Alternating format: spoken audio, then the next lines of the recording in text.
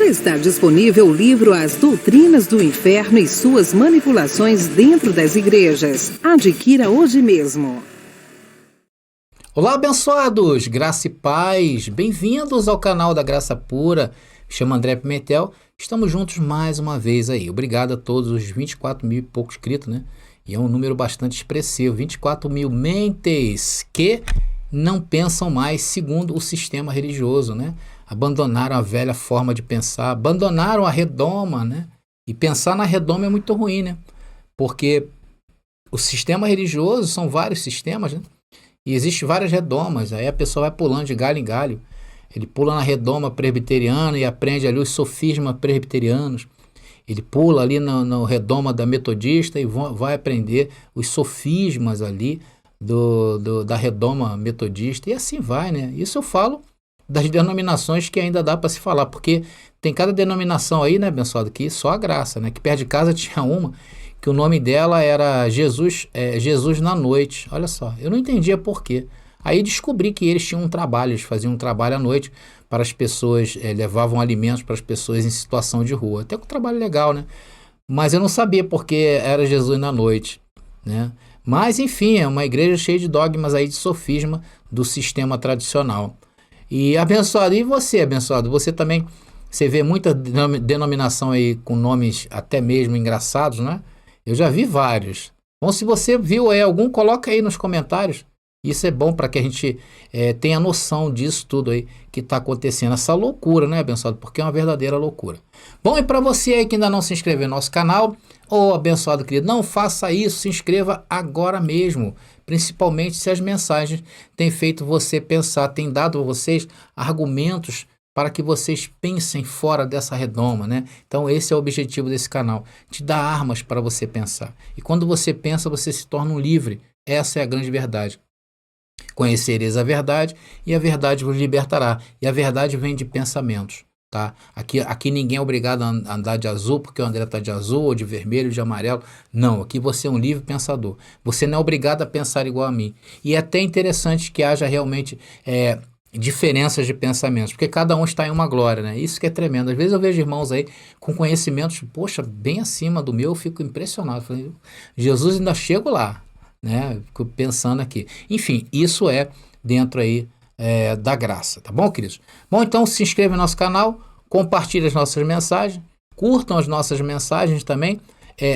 Sempre que possível comentem, principalmente quando é testemunho. Estou gostando bastante de ver aí vários testemunhos de abençoados, tá bom? Muito obrigado aí a todos os comentaristas desse canal e até mesmo os críticos. A gente está com críticos aí bem elegantes, né? Críticos aí que eu principalmente absorvo muita coisa que os críticos colocam aí, não somente nesse canal, mas muitos que me procuram lá no WhatsApp. Às vezes é meio complicado de falar comigo, tá, queridos? Vocês me perdoem, perdoem o irmão André. É muita coisa, né? Eu tenho coisas novas para anunciar ainda nessa mensagem.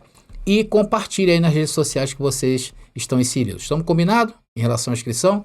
Bom, abençoado, eu vou falar rapidamente do nosso livro. Está aqui, A Doutrina do Inferno, Suas Manipulações e Mentiras Dentro do Sistema Religioso. Abençoado, esse livro tem mudado vidas. Se você quer provar se realmente esse livro muda ou não muda, adquira hoje mesmo, entre em contato comigo aí no WhatsApp, tá bom? Que eu terei o maior prazer de passar para vocês como você vai fazer. Igual mesmo, teve um pastor do sistema religioso, né? Que ele já abandonou o sistema, não está mais, né? Está hoje conosco em graça, né? E ele falou comigo que através desse livro aí ele encontrou libertação. E aí ele começou a entender que ele estava realmente numa teia totalmente descontextualizada da Bíblia, que são os ensinos do sistema. Então adquira hoje mesmo, principalmente se você tem gente na tua família aí que ainda não conhece essa graça. Estamos combinados? Bom, tem mais 3 coisas a tratar com vocês rapidamente. Primeiro, a camiseta. Começo da outra semana, meio da outra semana deve estar pronta, tá bom? Vou estar passando aí como é que vai ficar as estampas. Vai ficar muito bacana, tá bom, abençoado? Aguardem, tá legal? Olha, amanhã, tá? A partir de amanhã, todos os dias, dia de semana, de segunda a sexta, às 7 horas da manhã, a gente vai ter reflexões do reino, né? São reflexões, são palavras que eu vou estar trazendo para vocês, no máximo de 3 minutos, tá bom? Não vai passar disso, para que vocês venham meditar a vida no reino. né? Então vamos falar ali, abordar a oração, vamos abordar a questão do milagre. E André, milagre, creio ou não creio? E os dons, André? Muita gente me pergunta sobre isso. Então vão ser temas baseados mais ou menos nesse sentido, oração, né? A vida no reino, né? Como é que eu devo fazer? E a questão divórcio, e a questão isso e aquilo, sempre motivando vocês a fazerem uma reflexão. Essa é o mais importante, tá bom? Quero instigar vocês a fazer essa reflexão certa, reflexão contextualizada na graça, tá? Não é uma reflexão que vai trazer para vocês, por exemplo, rudimentos, não. Inclusive eu vou falar sobre rudimentos também. Então a partir de amanhã, às 7 horas da manhã, vai estar aí disponível para vocês aqui no nosso canal, tá? E todo dia você vai lá e veja a mensagem, a reflexão do dia. Tá bom, queridos? Poxa, legal, né? E às 6 horas, isso aí a partir da semana que vem, todos os dias, 6 horas da noite, a gente vai trazer para vocês, vamos pegar temas, né, que a gente já bateu bastante aqui dentro desse canal, e vamos trazer de novo, sendo com uma roupagem nova. Vão ser também 3 minutos diário, de segunda a sexta, tá bom? A gente vai falar sobre vários assuntos. Vamos falar sobre o diabo, a gente vai falar sobre o inferno, sim. Vamos falar sobre trindade, o que é isso, né? Vamos começar falando sobre a questão pecado. Olha, abençoado. Então serão 3 minutos diário, tá? A gente vai ter várias passagens, várias sobre pecado. Vamos pegar desde o seu nascimento, sua concepção, até quando Deus tirou ele da terra. E o sistema religioso, porque ainda prega ainda que existe pecado no mundo. E nós vamos mostrar biblicamente que pecado deixou de existir. Então vão ser 3 minutos diário. Todos os dias, às 18 horas, vai estar disponível lá a palavra para vocês.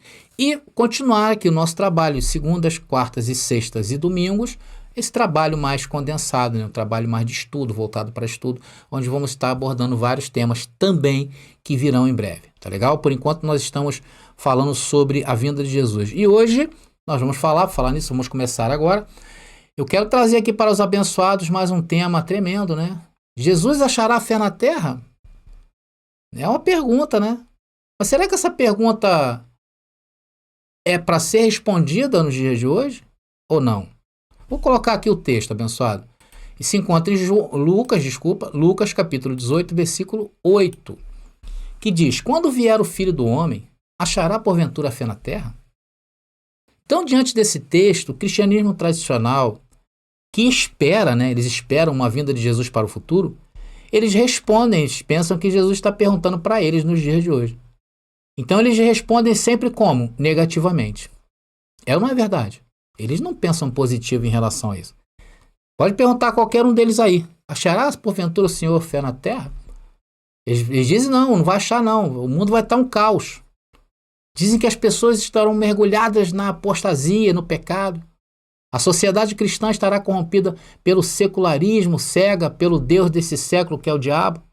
E o diabo também é um erro de interpretação, mas eles creem que é um ser. Eles creem que é um ser e que inclusive mede forças com Deus, né? Eles medem força com Deus, e esse ser, inclusive, pessoal, ele é capaz de arrebatar os filhos de Deus da mão de Deus. Então é um ser igual a Deus. É um ser que combate para o bem e para o mal. Eles falaram que a sociedade vai estar submetida às leis pecaminosas, e assim por diante. Tudo que vem na cabeça deles é negativo em relação a essa pergunta. Mas será que Jesus, nesse texto, está falando sobre isso? Está fazendo uma pergunta para ser respondida no dia de hoje? E o que vem na nossa mente é isso? Será que é isso? Claro que não. Bom, se não é, André, devemos então interpretar como as palavras? É isso que nós vamos ver nessa mensagem, tá bom? Corrigindo, claro, com amor, com aqueles que pensam diferente do que a gente, né? Então é o que eu sempre falo, abençoado. Vem para a graça que eu te explico.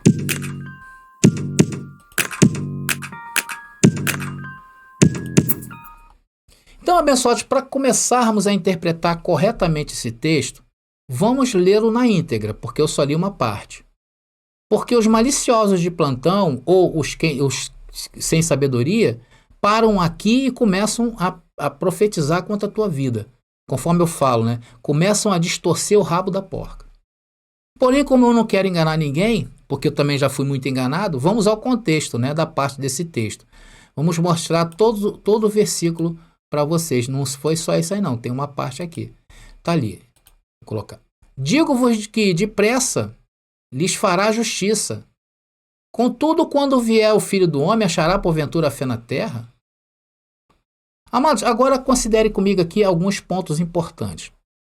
Primeiro, Jesus não está falando aí sobre o futuro do cristianismo, tá bom? Primeira coisa que você tem que ter em mente. Ele não está fazendo uma pergunta retórica de negação, porque é isso que o sistema pregou, né? Se formos analisar o contexto desse texto, o que fala o contexto aí? Jesus havia contado uma parábola, a parábola da viúva, lembram? Vocês lembram da parábola da viúva?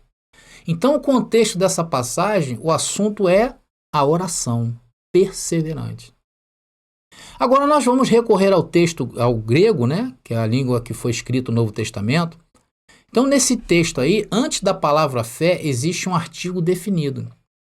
E atenção, esse artigo definido aponta para a palavra fé que foi mencionada anteriormente, ou seja, a fé que está aí é a fé da viúva persistente. Porque esse texto faz parte da parábola da viúva, contada por Jesus. Esse é o contexto fiel ao texto. Então, o capítulo 18, lá no capítulo 18, versículo 1, como é que começa ele? Vamos colocar aqui para você? Está ali, ó. Jesus contou aos seus discípulos uma parábola, para mostrar-lhes que deviam orar sempre e nunca desanimar. Então percebam aí, queridos, que Jesus não está falando sobre o futuro da fé cristã, como ensina o sistema, mas sim sobre a oração persistente. Então preste atenção, a declaração de Jesus levanta a seguinte questão: o povo de Deus vai continuar perseverando em oração? Porém, segundo os futuristas de plantão, segundo o ensino do cristianismo tradicional, segundo o sistema religioso, a pergunta de Jesus se quando vier achará a fé na terra deve ser respondida com um grande não. Amados, quem afirma isso com certeza interpretou a pergunta de Jesus de maneira errada, porque ela está inserida em um contexto e que não nos deixa responder dessa maneira. Nós não podemos responder com uma negação. Então, quem afirma que a resposta para o que Jesus perguntou em Lucas capítulo 18, versículo 8, se acharia fé na terra, é não, é porque interpretou a pergunta de Jesus de maneira errada. Ora, a pergunta não espera uma resposta negativa, porque não é uma pergunta retórica. Vocês estão entendendo, abençoados? Vocês estão entendendo? Não pode ser respondido por causa do contexto. Então, já vou começar a desanimar os futuristas. Estudiosos da língua grega disseram o seguinte sobre partículas interrogativas. Vamos ver o que os estudiosos falaram, abençoado. Está aqui.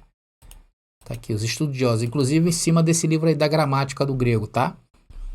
A expressão ou é empregada, no caso ali, para sugerir uma resposta afirmativa, ou seja, um sim, e a expressão met exige uma réplica negativa, ou seja, ou não.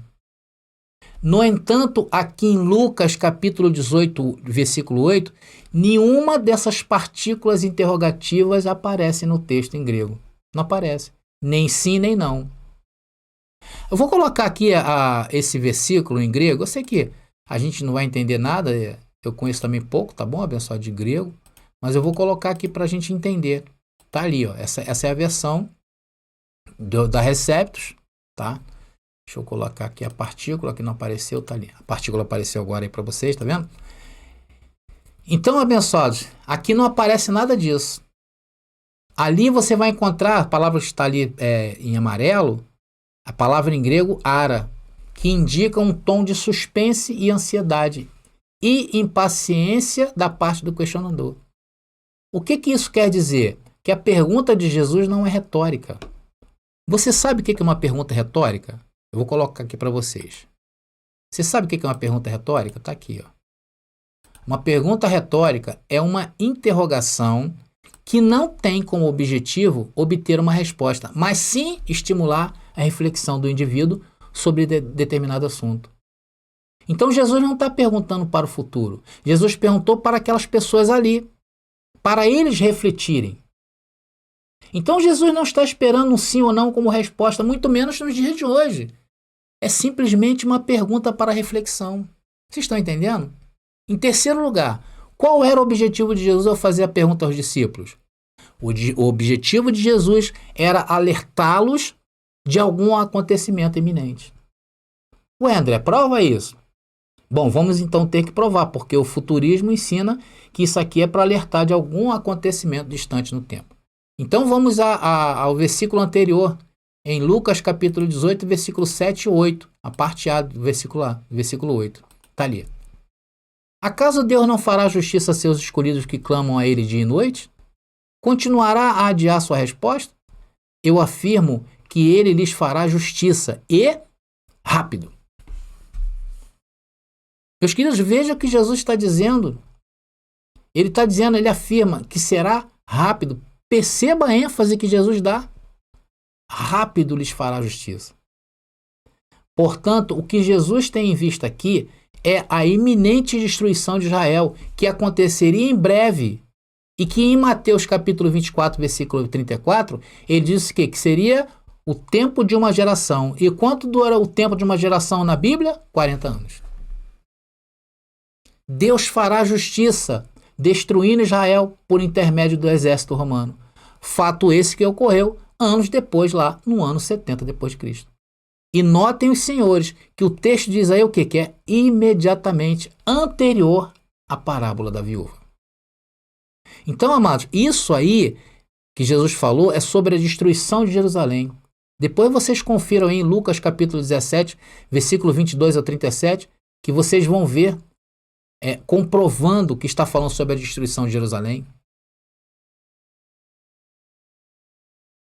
Então, amados, o fato é que Jesus está encorajando os seus discípulos a serem o quê? Perseverantes em oração, por causa do que ia acontecer. E não que Jesus está fazendo uma pergunta para um futuro. Especialmente, eles iriam passar o período de grande tribulação. Os discípulos logo chegaria para aquela geração. Então Jesus está alertando, é necessário perseverar em oração. E mais uma vez, Jesus menciona um evento próximo de sua época, e não distante como o sistema prega. Aliás, Jesus em nenhum momento aponta para um futuro distante, como o futuro que prega hoje o sistema religioso, dizendo que essas coisas são para um futuro certo e indeterminado. Como assim indeterminado, abençoado? Não, nada indeterminado. Jesus determinou que tudo aconteceria antes da sua vinda. Mateus 24, 34, tempo de uma geração, 40 anos. Meus queridos, o problema é que o mundo ficou com essa tradução porca e maldosa sobre a vinda de Cristo. Porque só os cofres dessas igrejas é que se beneficiam dessa maldade.